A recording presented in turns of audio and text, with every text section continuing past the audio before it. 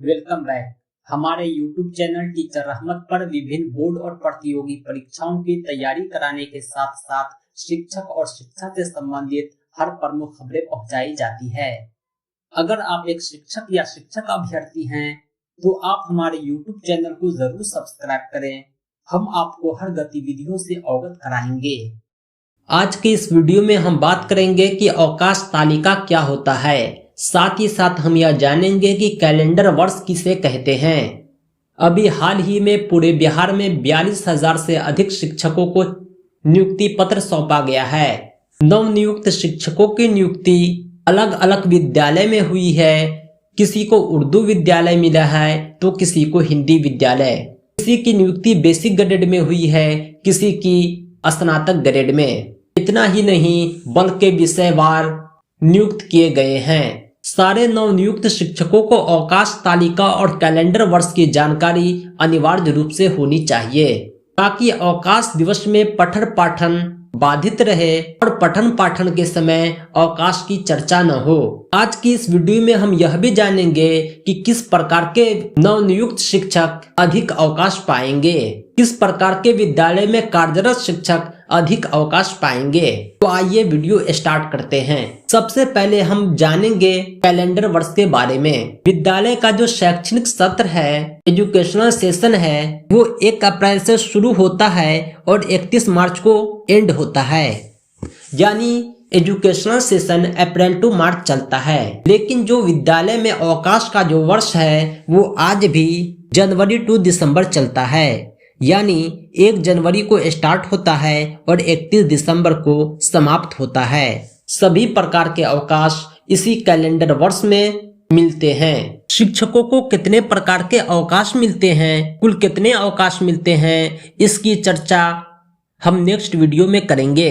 आज के वीडियो में हम केवल उन्हीं अवकाश की चर्चा करेंगे जो सामान्य रूप से एक साथ सारे शिक्षकों को दिए जाते हैं और विद्यालय में पठन पाठन बंद रहता है। अब हम बात करते हैं अवकाश तालिका के बारे में। बिहार सरकार शिक्षा विभाग के आदेशानुसार प्रत्येक जिला के शिक्षा पदाधिकारी अवकाश तालिका निर्गत करते हैं। प्रारंभिक और माध्यमिक विद्यालय के लिए एक साथ, उच्च माध्यमिक और उच्चतर माध्यमिक विद्यालय के लिए एक साथ। इस अवकाश तालिका में 1 जनवरी से 31 दिसंबर तक के सारे अवकाश होते हैं जो एक साथ सारे शिक्षकों को दिए जाते हैं और विद्यालय में पठन पाठन भी बंद रहता है। ध्यान दें कि यह अवकाश तालिका प्रत्येक जिला के शिक्षा पदाधिकारी द्वारा जारी किए जाते हैं। हिंदी विद्यालय के लिए अलग और उर्दू विद्यालय के लिए अलग। इसके अलावा बेसिक ग्रेड और स्नातक ग्रेड दोनों के लिए एक ही अवकाश तालिका होता है। उर्दू शिक्षक और सामान्य शिक्षक के लिए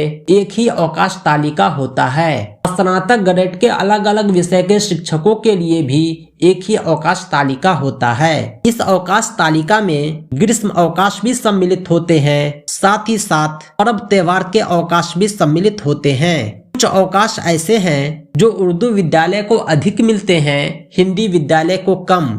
जैसे ईद, बकरीद, मुहर्रम आदि के अवकाश उर्दू विद्यालय को अधिक दिए जाते हैं, हिंदी विद्यालय को कम।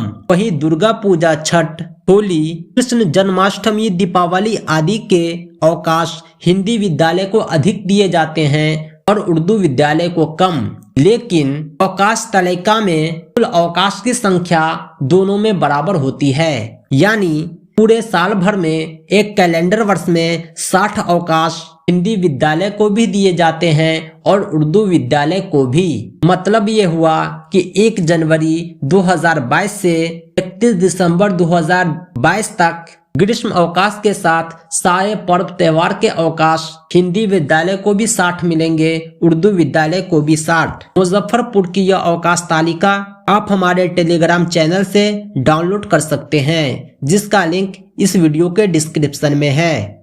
अवकाश तालिका में जो अवकाश दिवस हैं वो चांद के दृष्टि गोचर होने पर आगे पीछे 1-2 दिन हो सकते हैं। इसके अलावा जितने भी जयंती होती है, राष्ट्रीय त्योहार होते हैं, गणतंत्र दिवस, स्वतंत्रता दिवस, इस दिन विद्यालय बंद नहीं होता बल्कि विद्यालय में यह महोत्सव मनाया जाता है। कभी कभी ऐसा होता है कि यह छुट्टी रद्द कर दी जाती है शिक्षा विभाग की तरफ से या शिक्षा पदाधिकारी की तरफ से।